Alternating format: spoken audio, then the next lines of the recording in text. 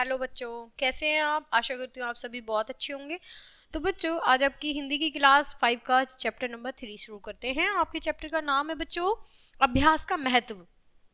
यहाँ हम देखेंगे कि हमारा जो ये पाठ है उसका नाम है अभ्यास का महत्व।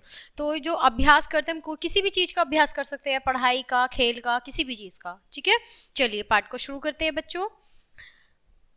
वरदराज नाम का एक बालक था। जब वह 5 वर्ष का हो गया, पिता ने उसे पढ़ने के लिए गुरुजी के पास आश्रम में भेज दिया।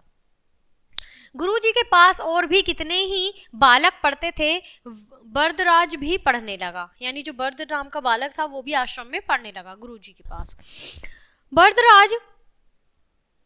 वरदराज एक मंदबुद्धि बालक था। उसे कुछ याद नहीं रहता था।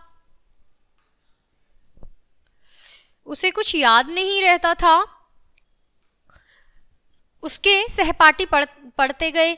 वह 1 वर्ष की पढ़ाई में ही कई वर्ष लगाता रहा। गुरुजी उसे बहुत समझाते पर सब बेकार। वरदराज वैसे बहुत तंदुरुस्त था और देखने में भी अच्छा लगता था, पर पढ़ाई के संबंध में वह बिल्कुल मूर्ख था। सहपाठी उसे छेड़ते, उसका मजाक उड़ाते। गुरुजी के पास रहते हुए उसे 5 वर्ष हो गए थे, लेकिन वह कुछ नहीं सीख सका। एक दिन गुरुजी ने निराश होकर कहा, बेटा वरदराज, मैं समझता हूं कि पढ़ना लिखना तुम्हारे वश का नहीं है।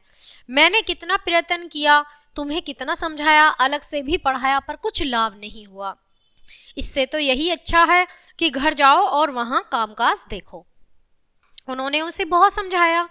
अब तो वरदराज को कुछ नहीं सूझ रहा था, वह करे तो करे क्या।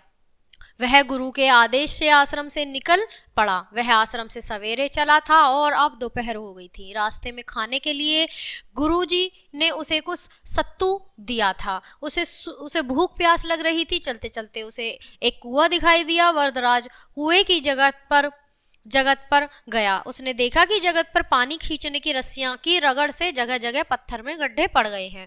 वरदराज ने उन गड्ढों को देखकर सोचा, बार बार की रगड़ से कोमल रेशों से बनी रस्सी पत्थर को काट सकती है, तो क्या परिश्रम करने से मुझे लिखना पढ़ना नहीं आ सकता?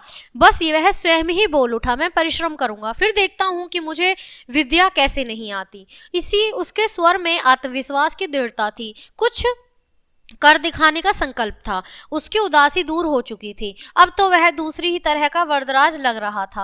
वह वापस लौटा और सूर्य अस्त होने से पहले गुरुजी के आश्रम में पहुंच गया। वह गुरुजी के पैरों में गिर पड़ा और बोला, हे गुरुजी, मेरी आंखें खुल गई हैं। मैंने निश्चय कर लिया है कि मैं पूरी लगन से परिश्रम से पढ़ूंगा। गुरुजी का दिल पिघल गया। उन्होंने वरदराज को पढ़ने का एक मौका और दे दिया। वरदराज की पढ़ाई प्रारंभ हुई।